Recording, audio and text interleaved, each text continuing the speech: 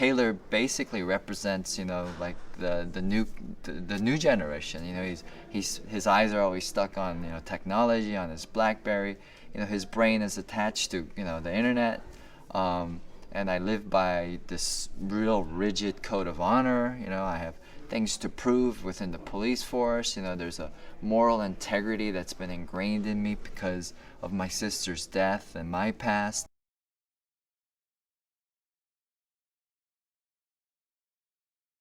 Well, both our partners get taken out by this faction. So these opposites are forced to come together and partner up and go and find out who did this killing.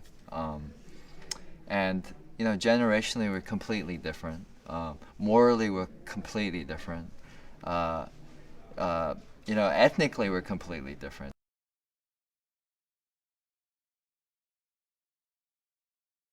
That's an interesting character for such a testosterone heavy movie.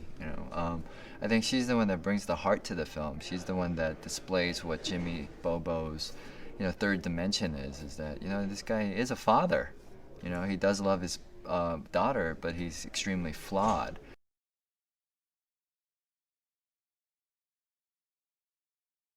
First thing about Walter is that he just loves actors, and when a director loves an actor, you have an ally, and it's almost like having a great relationship with your father or a parent.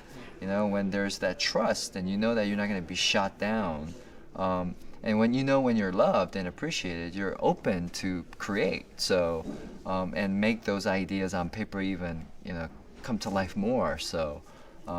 Yeah, Walter's is just a great collaborator in that respect.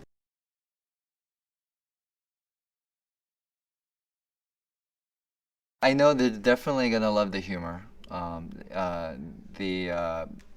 the environment of New Orleans. They're gonna love Sylvester Stallone, kind of breaking out of his mold. I think also, and tapping into this other type of character as well.